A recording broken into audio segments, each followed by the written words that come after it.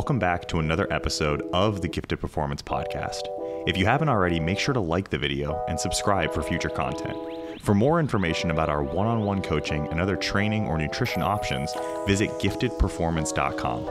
Our newest feature, the Gifted Express, offers premium programming for bodybuilders, powerlifters, Olympic weightlifters, and lifestyle clients for only $30 a month. Enjoy the video, we'll see you on the next one, and as always, stay gifted. Welcome back. Another episode. G, P, P, Q, and A. 6 letters. Actually, that's 5 letters. What does the and symbol count as? Is that like a symbol? Is that punctuation? Punctuation mark? No, it's not punctuation. We sound very dumb right I off don't the even know what bat. the fuck you guys are talking about. That's fine. The and symbol, the one that like Q and A, it doesn't fucking literally say and, it has the symbol in there, Paul. What is that, a symbol? Is it a letter? Okay, we're gonna go with 5 letters and a symbol. If we're wrong, if you have a PhD in grammar and punctuation, drop it below. Let us know. Let us know what errors we're making there. But we are here. You've got questions. We've got answers. So we're gonna hit these. First one came from the Facebook group. So if you're not a member of the Gifted Performance Facebook group, Facebook community, just go to Facebook, type in Gifted Performance, request to join the group. If we can prove that you are even tangentially related to the Gifted Performance family, we will let you in there and you can ask your own questions. So our first question comes, actually guys, it's been a while. Jason, how are you? Are you doing well? Yeah, I'm out here. Is that what the kids say? I'm out here? Out here, That's get it. For it. Can you say that? For it. I'm here for it? Okay. Oh, that is more of what the kids say. Yeah. Yeah. Like, oh, I'm making all kinds of Is lit games. still And then a you're thing? supposed to say, I'm here for it. Oh, Gross. Gross. I hate it. I hate it so much. all the viewers under the age of 21 are like, fuck this, I'm out. These guys are old as shit. Paul, are you here for it? Are you out here getting it? Or are you just trying to function? I'm about as here as I can be. You know, every day is a struggle and I feel like my world is crashing down around me, but it's cool, you know? That's normal. That's existence. Yeah. Who said out here trying to function? Was that E40? Were you guys big E40 fans? Did you ever ghost ride the whip? I think E40 did it. He did some good features, I believe. You know, He was more E40 on would his- show up and you'd be like, whoa. Paul's it was like like hip hop music. I cannot relate. Yeah, it's kind of hard for me to go with this conversation right now. Paul, who is your favorite hip hop artist? Man, I have not listened. Don't say Will Smith. No. Immediately, that's what I thought he was going to say. That's so Man, weird. you know what jam I heard the other day that I really want Let's to hear about this jam. take a second to You sit said jam, down so I'm thinking like and enjoy some Luther and Vandross. marinate in was that song that was popular back in the 90s, that Slim Shady song. You know what I mean? Okay. That was a good song, dude. The original, Yeah. my name is. Yeah, dude. My name is. I got Oh, okay. 9-inch nails in my eyelids. Like, dude, that shit was fucking dope. All right, I definitely didn't peg you as a Eminem fan. I didn't peg you at all. What if we Paul. could I don't flash want there to back be and any what if confusion we- on that. I feel like my word choice was But strange if you there. were to do that, there's nothing I just wrong wish with I had a photo of me Yes. in the 4th grade Perfect with like acceptance bleach and love. blonde, like buzz cut. Do you look like me? You were me, Paul? No, dude. That was the real Slim Shady, dude. Yeah, no one has ever called me that before in my life. I was fat All Slim right, Shady. our first question for the day comes from Juan Pineda. Juan asks, what are some exercises you have changed your stance on in regards to hypertrophy for clients? So I Reverse believe band the hack extent squat. of this question.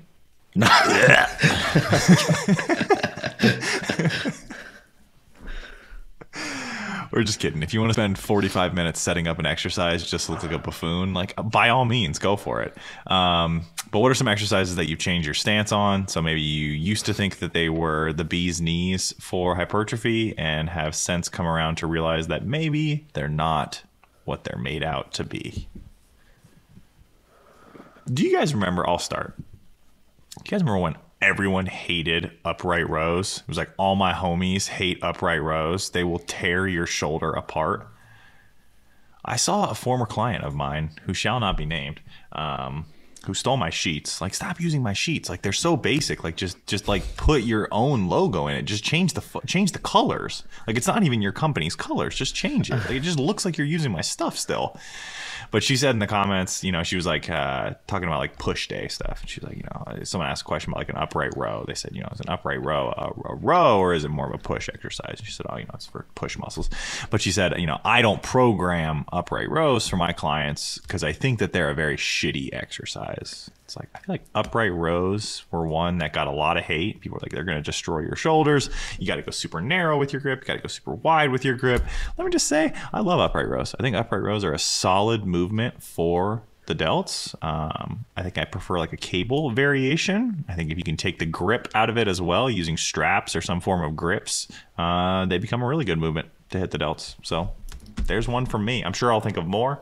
Let you guys come in here. They're okay. I'm not a big fan of them. I do program them some, but not a lot. But I mean, if you think about it, like, well, what is an upright row? It's literally a lateral raise, but that's all you're doing. That's like the only difference. Closer to your body. Yep. Are you doing the robot? Yeah. For those just listening on the Spotify's, Paul is actually doing the robot. I was dancing. Yeah. Took a lot of effort. Let's see. Upright, Paul, do you have something that you use now that you used to hate? You go, because or am I going to talk about upright rows? You go. Do you want me to talk about upright rows? I like upright rows. I don't think I was ever upright row averse at any point in time. I think when I think about things that I used to love and now, I don't know if hate is the word that I would like to use, but I used to think, just like a lot of us probably did, that the flat bench was like the end all be all for chest development or just upper body development overall. Like, you had to do it. There were no other options. And even now people are like, how much you bench, bro? I'm like, I don't know. I have no idea. So it's, you know, I think that's one of those exercises. I don't necessarily hate it. I guess I dislike how much it's kind of heralded as being the primary way to make your pecs grow. And it's really not that good for that. It's good for if you just want overall, you know, front half of your body, upper body growth. Sure. But for your chest, it's probably not the best exercise because you don't even really move your pecs through, you know, sort of the lines of pull as much as you would through if you could use like a cable or even a machine, or even like it's not doing all the things that you could possibly do if you were to just not have a barbell in your hand, if that makes any sense. Yeah, I think it depends on how you're built too, right? You know? Yeah. Like I'm built I'm a chode like shaped human, right? So I'm pretty much built to bench. There are some people absolutely not, like super long humerus, you know, and they have to do a super wide grip and it's extremely fatiguing because they just have long arms in general. But kind of like you though, but I guess this would be an all-encompassing thing. I used to be a very big barbell guy. Like, you did barbell squats, you did barbell bench, you did barbell rows. And now I am a big fan of things like cables and varieties of machines, you know, all the fancy shit. Yeah, I've been using a lot more pulley stuff just because, like, when I was younger, I'm like, oh, that's for bitches. Like, who's using pulleys? You know? And now it's like, if I can do virtually anything with a pulley before I have to use a barbell or a dumbbell, I'll use the pulley first. It just makes sense for a lot of stuff. The only thing with the pulley is that pulleys are like probably one of the more popular pieces of equipment in any gym, just because most people feel very comfortable. Like, okay, it's got a handle on it probably. The pins, you just select a weight with a pin. It's kind of easy to navigate. It's like anything on the pulleys, the chest fly, preacher curls and leg extensions are like the things that are always being used in a gym because they're like easy to sort out. People who take up both sides of the fucking pulleys to do their chest flies, like, you don't deserve it. You don't need it. You're not big enough to fucking do it. Like, you don't deserve to even be in the same gym as like anybody who's trying to accomplish anything. Fuck you. I hate you. Second class citizen, would you say? Huh? Second class citizen? Is there anything lower, dude? Just whatever the lowest possible fucking shitty thing that they can be, dude. Fuck them. No, dude. I will say I do like teaching people how to use barbells and stuff, and that is kind of my preference early on, and dumbbells. And just because I think that if you get that body awareness, I've said this on like 5 other podcasts. I feel like if you get that body awareness and know how to move your body around a barbell or barbell around your body or whatever, that it can translate really well for, beginners and intermediates in terms of setting up well in a lot of machines or cable type work. But still and especially I think when you become more advanced, the pulley work and stuff like that and machine work is just really nice because you just fucking have a selector pen and you can really cut down on the time that you spend in the gym and the time you spend warming up and a bit of maybe that little bit of extra fatigue that you get from carrying around dumbbells and plates and shit. So. I think if you want to, what year would it be? We'll say 2012. If you want to really offend like an evidence-based practitioner in the hypertrophy space from 2012, you combine a few things here. You say the barbell bench is a terrible chest exercise for chest hypertrophy. That's going to perk up their ears. And then you tell them that a better way to train your quads is by using the Smith machine for squats rather than a barbell back squat. I think if you combine those two things, you're going to set them into such a tizzy that they won't even know what to do with themselves. And I know that because I was that person. I used to be that individual. And now I posted on my story the other day, like someone asked me like tips for like building their chest. I was like, stop doing so much barbell bench press. Use dumbbells. You get a greater range of motion and do more of your volume on like flying exercises. I had so many people message me like, what the fuck do you mean a barbell bench isn't a good chest exercise? Like, I mean what I fucking said. It's not a very good chest. I wrote it out for you. Like, there's letters there that explain what I mean for you to interpret. Like, I said what I said. And people just get so upset when you come after their exercise. And then secondary to that, I'm just going to throw this one in here, is that the Smith machine hate. If you're still out there posting on your story, hating on the Smith machine, you're a clown. You're a fool. It's time to update your viewpoints on how to get big. No, but I think the thing with the flat bench, like, people who are built really well for bench pressing, you put them on like dumbbells and 3 months later, they're like, I don't have any more dumbbells at my gym. Right. And so that's just kind of the strength for somebody who's like really good and built for benching. But then you have somebody who's like built awful for benching and you try to get them to progress on bench press. And it's like every pound they add is worth so much more and they just almost get nowhere, And I think for those people that are built really awful for it, that's where like looking at other machines or dumbbells and other shit can be really advantageous.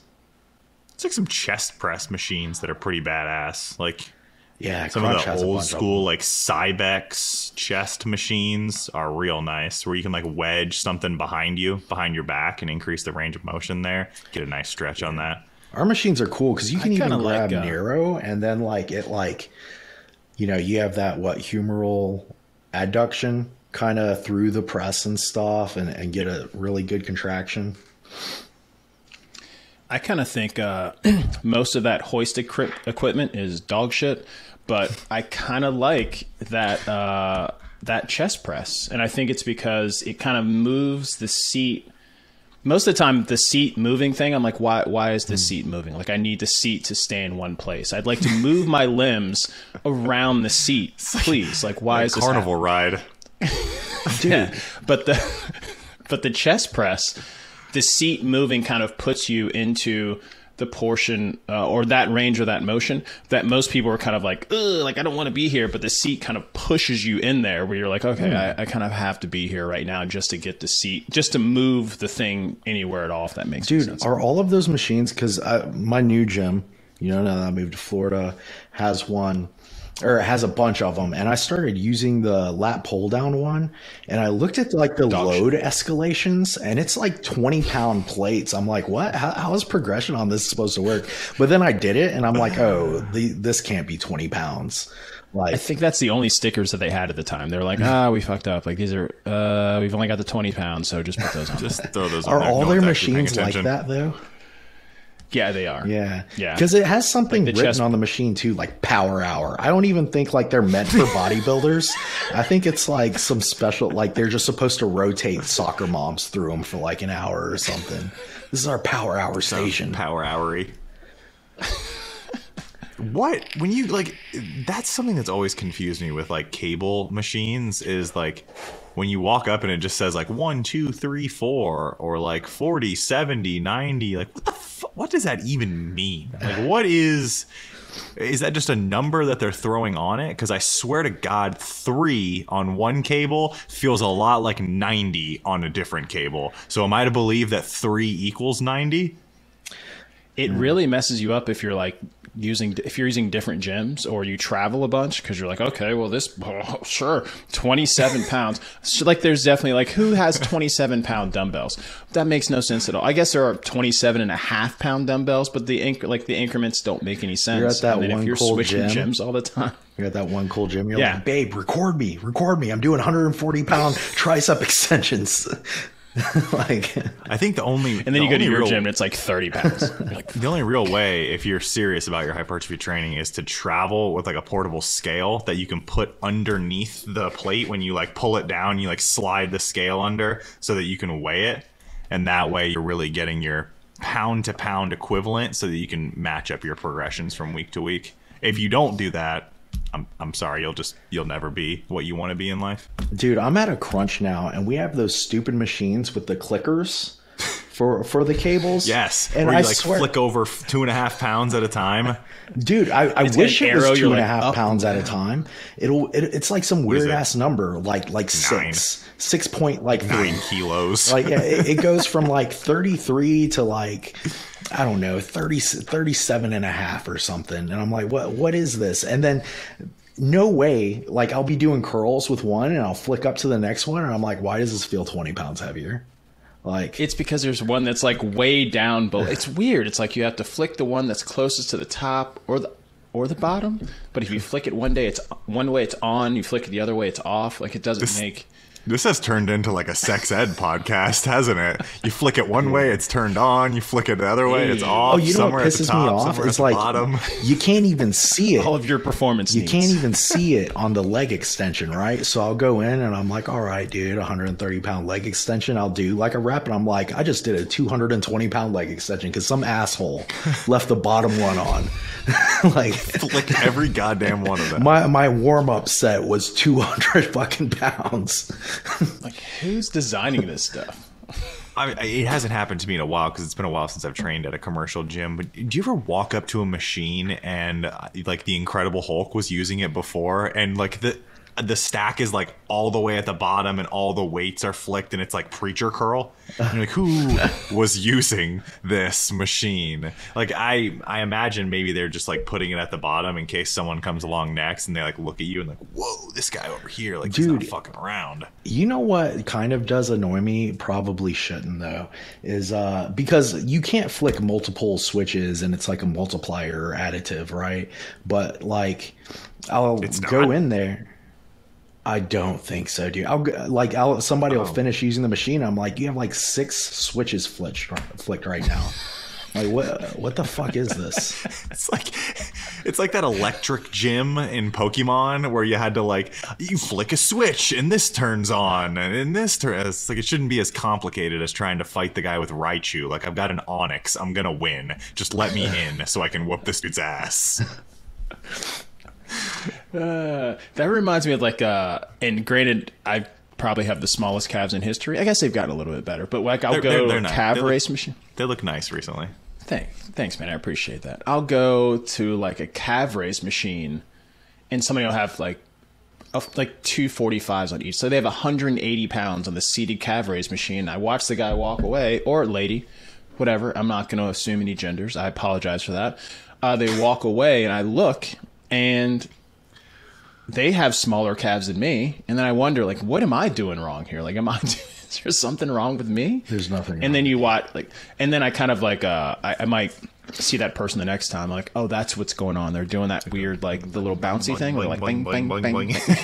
They are for sure the asshole, not you. Just training their tendons. I also struggle from this calf disorder that Jay describes. Calf raise machines as a whole just never really did it for me. Like, I could never find one that really felt like it was actually working my calves. So, like, seated, meh. Leg press, standing, even leg worse. press calf raises make no sense, right? You're like, why in the fuck am I able to put like 4 plates on each side? Like, this doesn't make any sense. I never know what to do with my knees because most leg presses suck. So like, you just lock them out violently. It's like the platform is almost too far up in relation to your hips. So then you're in this weird position where you're like, do I just go ahead and get this meniscal tear, or what do I do here? Like, how am I going to handle this? What you do is you just lock your knees so that hopefully it flamingos your legs, and then you can be like, I have small calves because of a gym accident, and then you never have to answer that question again. I thought I had small calves once. It just turned out that I just needed to not skip them for like 3 years straight.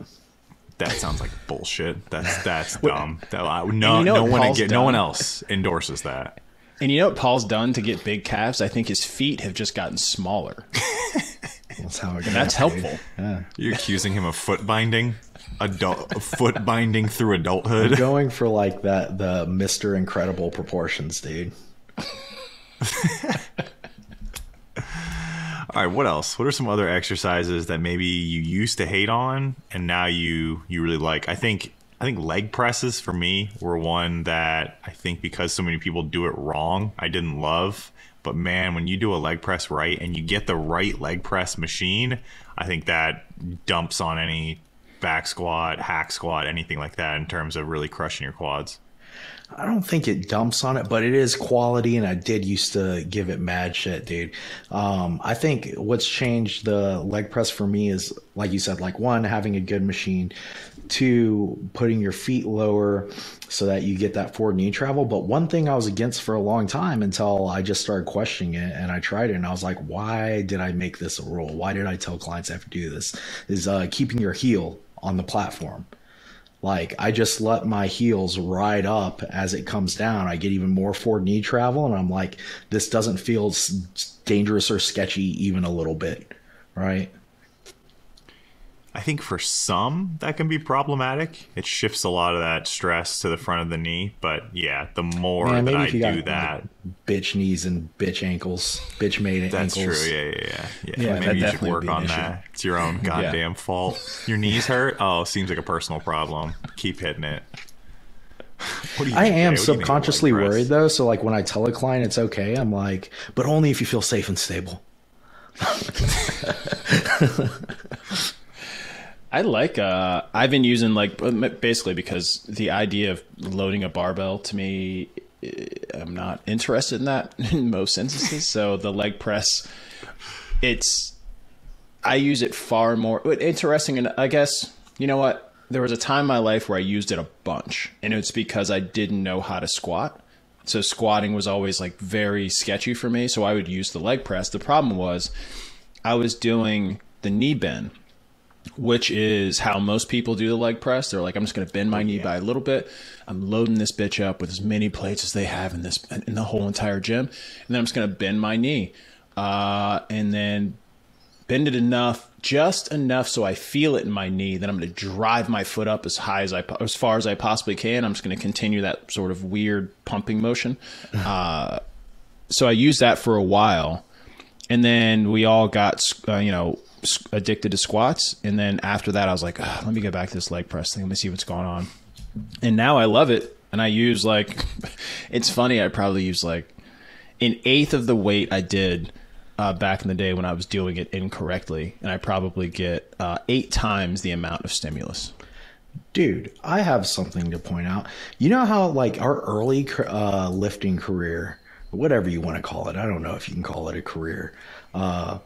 We spend a lot of time trying to figure out how to get like the most weights on shit. You're like, oh yeah, look at me. I got fucking 9 plates per side on a leg press. But now these days I spend my time trying to figure out how to use the least plates, especially on leg day. I'm like, okay, first single leg press, all for knee travel, and then I'm like, oh man, I'm still gonna have to use a lot of weight on the hack squats. Then you add a pause. Maybe I'll do some tempo leg extensions. And I'm like, hack squats are like the last thing on my list because I'm just not trying to warm up to 4+ plates. Fuck. Yeah. Spencer and I at the local LA Fitness had a running list of the machines that we had beaten. We used to call it beating the machine. If you could lift as much as the machine could handle for more than 3 reps, you had beaten the machine. So I was like, I've beaten that pull down. I beat that chest supported row. I can beat that curl machine over there. I bet if you watched those reps, it looked like you were trying to beat the machine. Like the machine, it looked like the machine was beating me. Like just plates slamming everywhere. Like, dude, and then there was me that was like, I wonder why the front desk lady like hates us so much. Like, I wonder why she's really got it out for us. I remember doing the decline hammer strength machine. I was probably like, oh yeah, just started lifting that wide grip. And you could just load it up for some reason. And I probably weighed, I don't know, maybe 145 pounds soaking wet. And I remember the first time I could put, 2 plates on each side and then 3 plates on each side. And I thought I was just a fucking champion. But what it was is that I had the seat belt strapped real tight. So it was really basically the tension of my own limbs, like that was allowing me to kind of drive it back into the starting position. And then the bottom of it had that big piece of rubber. And then you could just like kind of get a little bit of a bounce off the bottom there. And so the range of motion was probably like 2 inches. My arms are like 45 feet long. And that helped out a bunch. Dude, those, that makes me think about, and this is a problem I still have with clients, like those hammer strength pulling machines. Like people always want to go in on day one and they're like, all right, 3 plates on this motherfucker. I'm like, you're fucking with me. There's no way. Film it. Like just one arm, just crank, like chest support there, just cranking one arm. Like, yeah, I don't know. People do love those hammer strength rowing machines. The hammer strength pressing machines are pretty good. Like if you use them in ways other than what Jason described. If you use them as they're intended and you mechanically disadvantage yourself as much as possible, they're nice. They work well.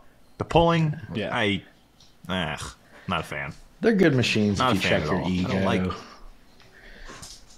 I that refuse. Underhand rowing machine. It's like an underhand lat pull down machine. Yeah, it's like it has some things that could make some sense. I think it's the handle is a little weird. That's the kind of thing with the hammer strength machines is like getting yourself to fit in it well is sometimes a struggle. Like even the pressing machines for me. Why was that funny? Why was that funny, right? I just pictured you like trying to get yourself and like fit into the machine. You're like greasing yourself up, and someone's like sliding you into the seat to get you like situated. And, like, it's just the machine. Got him in. All you can do is adjust the seat height, and I feel like more needs to be adjusted. Yeah, like if you could get the handle away from your armpit on some of the pressing, you're like, I would like to not have to put my hand behind my body to get started here. Like this doesn't seem like this is the best place to be. Quick shoulder sublux to start the movement. Okay, pop it back in for me. All right, we're ready. Let's hit this chest press. Yeah, it doesn't seem like the thing. You know what exercise I used to hate and now I love it? Is front squats. I used to hate it, and I hated it because the front rack right now. What the front rack position? Cut the tape. The podcast is over. This. Are you talking? It's high rep front squats? Oh, no, not high. Well, I guess maybe like I'll do like, I'm a big fan of 5x5s, and I know that's probably the most bro shit I've ever said, but I like 5 sets of 5. There's a reason for that. You do exercises that suck. Like, well, it's because I go to a shitty gym. Like I go to an LA Fitness and they're like, okay, we've got some barbells, or you can do these hammer strength things, and that's it. Those are your options. That's it. I remember when that was my life. I was trying all kinds of shit, setting up steps, fucking around with the Smith machine. What's the like nerve or reflex around there that makes you feel like you're gonna black out? That's just your throat. That's no.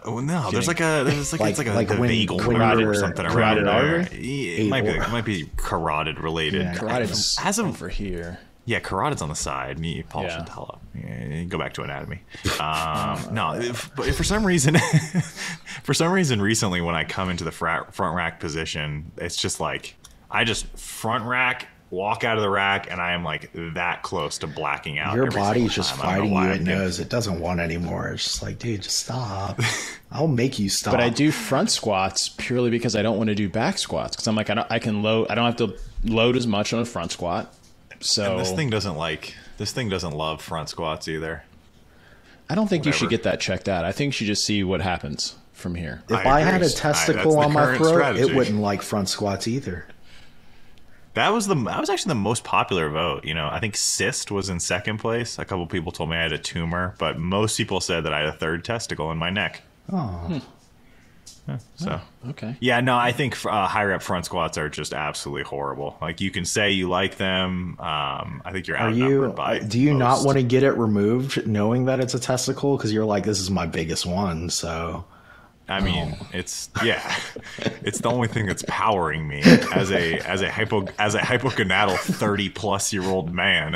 If you grow a third testicle and it's pumping test into your body, you don't remove it. It doesn't matter where it is. It could be like right here on the side of your head, dude. Like, yeah, I'm keeping this motherfucker there, and I would have as long as it. Unless you can move it with zero complications, it's staying right here. But Jay, how do you not non-erotically asphyxiate yourself on those high rep front squats? Progressive overload. I think I'm oddly built for front squats, which I don't know if it's like my neck is long or my clavicles suck, or I don't know what it is, but for some reason, you got a long neck. I do have a long having neck. A long neck. Yeah, and then it's at a disadvantage because I got to hold up this giant head. But big ass noggin. For whatever reason, front squats don't feel that terrible. Maybe maybe RIR1. Nobody's ever done a front squat and been like, that didn't feel that bad, I guess. Unless it was like just the bar. like maybe when it's like RIR1, then I'm like, this is not the best place for me to be. But for some reason it works. But I would like to speak to anyone who's thinking about building a gym in the Central Florida area. Make one that doesn't suck. Because most gyms around here aren't very good. There isn't a gym. Good business model. Yeah, if you don't, I mean, Crunch has a hack squat. That's like the only hack squat in all of Central Florida. Is the one Crunch in Castleberry. Like that's it. That's all you get. Come on. What about that new one you were excited for? What was it called? Like Amped Fitness or something like that? It's a bait and switch. They posted a bunch of photos of a pendulum squat and a hack squat, and then my buddy Mike went there, and he was like, "They don't have either one of those things." Wow. They told him, "Yeah, it's on order. You know, supply chain. It's coming for sure." Yeah. Dude, you know what machine is dope? That Arsenal. It's like a V squat, but it has longer shoulder pads. You can turn around into it. Like you can do good squat, mornings into it. No, it's not a pendulum squat. Oh. You know what a V squat is, right? Yes. Yeah. Here's the thing about a V squat. If you put your feet at the end of the platform, furthest away from the weight, and you just sit your butt back 6 inches, and you call it a V squat, and you have 9 plates on each side, Santa's not coming this year. The Easter Bunny's skipping over you, straight to jail. Do not pass go. Do not collect $200. You're terrible. But please continue. No, I was just saying the Arsenal one is pretty legit. Like it completely removes the need to ever do like a high bar squat or like a barbell SLDL ever again, or a good morning. I I like Good Mornings on the V squat. I think those are solid. They're great. Get a good stretch in there. I think it puts the weight in a good position where it's not so much in your lower back. Yeah. No, it's great. Barbell Good Mornings. That's a divisive one right there. What do you guys think of Good Mornings? I just I don't hate them. City. If you're in a if you're using a device that like basically props you up so that you can really push your hips back, right? I think they're pretty cool. But whenever I do like a barbell Good Morning, I'm like, this is it. Just fucking, I don't know. It's just not good. It's just very nerve-wracking. You're like, what's the worst case scenario here? Oh, where do you even put the bar? Like, you can't put it on your high trap, so you got to like break your shoulders to put it like in low bar position. You have to like low bar it. Yeah. If you want it, just like the way you have to set up like the angles and the levers, like you really have to low bar it. Yeah, it's if you actually want to get any amount of stimulus into your hamstrings or glutes. If you, by all means, if you want to just high bar it and low back the shit out of it and just break your lumbar spine, then by all means. Trust me, Tom programs those for me all the time. I just feel like there's better ways to do that. I think it's okay. Break your back. Like if you have a SSB, it's okay, and a Smith machine, it's okay. Yeah, okay. If you have those Arsenal machines, all right. it's okay, like the Arsenal V squat or whatever. If you have, just something like that, they're pretty decent movements. But I feel like just a straight up barbell Good Morning is kind of ass. What else? I just thought about, you know what I used to hate, and not because I hated it because I had ever tried it. I hated it because I thought it was stupid. Is there's like this matrix, and I posted about it. It might be the last thing I posted on social media because I am not very good at social media. But it's like a matrix hip extension. It does a bunch of things like matrix hip extension, adduction. You can do a bunch of shit with it. Sounds and it looks like bikini girl shit. It is. But it basically, it almost looks like a round sort of dial thing that you can kind of, you can make the pad go up and down. You kind of have to like put your leg up. So your knee goes around the pad and then you kind of drive the pad back to get some hip extension. Think about, it's kind of like kickbacky. It's definitely a bikini. Is it like a adductor abductor machine, but you can also get hip extension in there? Yeah. It's pretty cool just because I don't like RDLs, all that stuff. Like I feel like I've done that stuff for so long. It's kind of like squatting where like the amount of weight that I have to use to actually push myself is so high that I just get closer to snapping my back. You know what I'm saying? Dude, I'm so strong.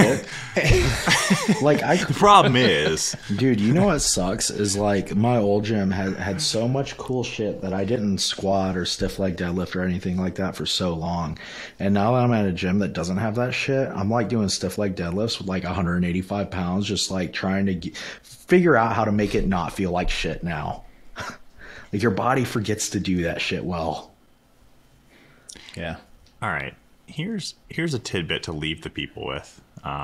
So we talked a lot about exercises that we've done in the past that were stupid, ones that we think are better now. I'm sure we can do this podcast again in 5 years and we'll make fun of our former selves for dumb exercises that we did. Maybe we'll fully hit that pendulum and be like, oh my God, I can't believe we used to use machines. Like it's all about barbell back squatting. We like, all what were we reverse thinking? band hack squat now. So, and this is kind of like an eternal discussion of like, man, if I hadn't chosen those dumb exercises when I was young, I would be so much further along now. Like I would have so much more muscle. I would be stronger. My joints would feel better. I'd be a better bodybuilder, all of that. Do you think that that is necessarily true? Do you think the exercise selections that you made early on in your lifting career held you back? Or do you think that, you know, progress would have been roughly the same, maybe arriving at the same endpoint at a faster pace? What do you think? I don't think I'd be any different. I think that I might have a few less aches and pains in some places. I think that a lot of that was habit driven though, like just trying to load shit up. I'd just be loading up some other bullshit way heavier than it needed to be without any warming up, you know? So I don't know. So it was an unavoidable phase for you. No matter the exercise, you were going to load it up heavy and send it. Probably, dude. Probably. So Paul's not squatting heavy. He's doing the good girl machine, and he's maxing that thing out. That thing's actually pretty easy to max out. If you got some serious thunder thighs on you, if your adductors truly are Magnus, you can max that thing out. Jay, what do you think? I think I still would have been small no matter what. I don't think it really would have, it doesn't matter what I would have done. Now, I mean, I think what Paul said applies to me as well. I think there's a lot of injuries that have accrued that would not have happened. I think I knock power building because that's where I was in the most amount of physical pain. I think I just have like a lot. When we were learning to lift, we had no good examples to follow. It was just like either you did it just by yourself and you fucked it up, or you learned from somebody else who fucked it up. These days, maybe it would be different these days if you had a little bit of guidance. I don't know. I don't think so. I don't think think so. You think who teaches the average young boy how to lift? It's like either muscle mags, terrible, or it's like your football coach. And your football coach is probably pretty dumb.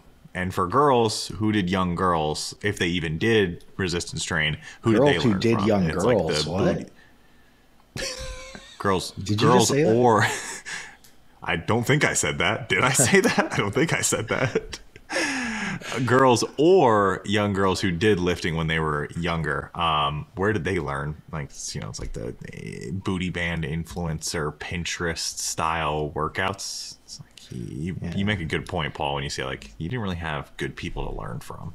No, none. It was all ass. I think I got most of my lifting experience as a young lad from Coach Irv from Lake Howell High School. Shout outs to Coach Irv. I know you're listening, Coach, but Coach Irv used to run the standard gym teacher short.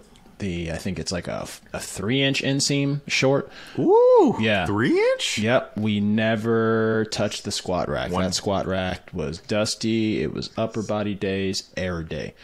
And with Coach a Irv 3-inch inseam, you're one jumping jack away from a testicle. Oh, for sure. At any moment. They were definitely clawing at the gate. So I think that, that's all I really had. It was either, Coach Irv or like all my buddies who were into lifting would basically just tell me all the stuff that Coach Irv had told them, which was mostly not the way to do things, or it was at the time like muscle mags, and you look at Flex magazine, all you really saw was like a guy screaming. So you assume that you had to just lift things and like make funny faces. And that's the only. You know what's crazy? How did kids not get more rhabdo? You remember going into the gym with your buddy, never been there before, and you and your buddy just fucking find the bench press, and you're like, this is where we're spending the next hour. This is it. It's because when you're extremely small and extremely weak, it's hard to fuck yourself up, because you get to a point after like 3 sets of 10 on bench press where you and your buddies like can't even feel your arms. You're like, all right, it's time to go home. I would like to do no more.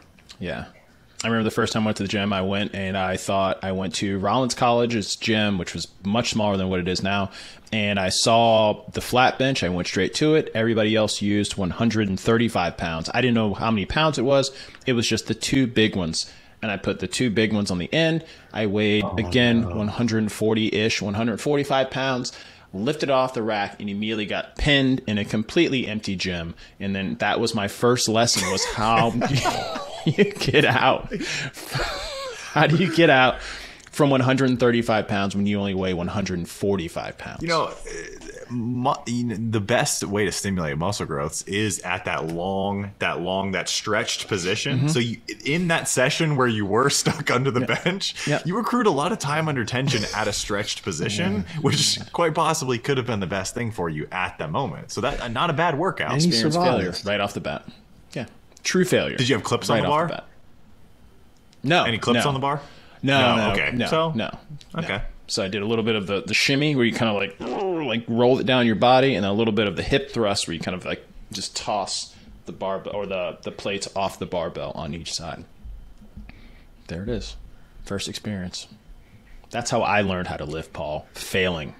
And I I've remember basically a guy carried that had to through life. save I my basically life. just fail things. When I was in the Army, I remember a guy had to save my life because the bar was just pushing my neck further and further. And I remember when he yanked the bar off me, dude, I wanted to thank him, but he just looked at me like I was the biggest asshole, and I just was filled with so much shame.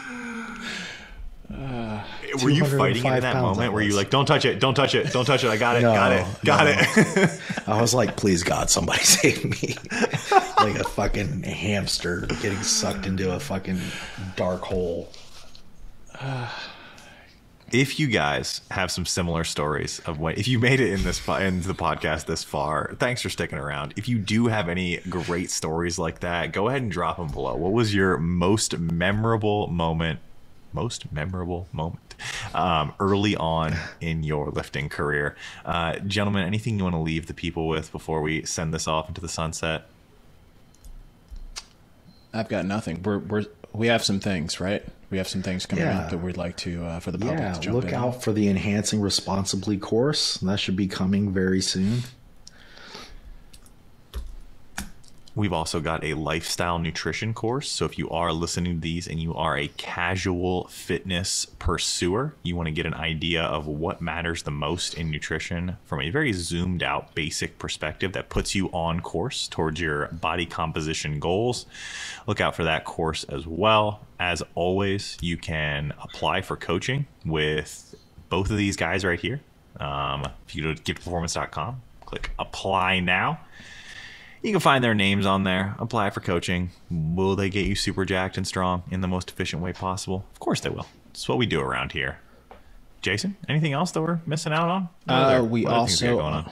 We're also offering a tutoring service for those interested in the NSCA Certified Strength and Conditioning Specialist course is where we're going to start.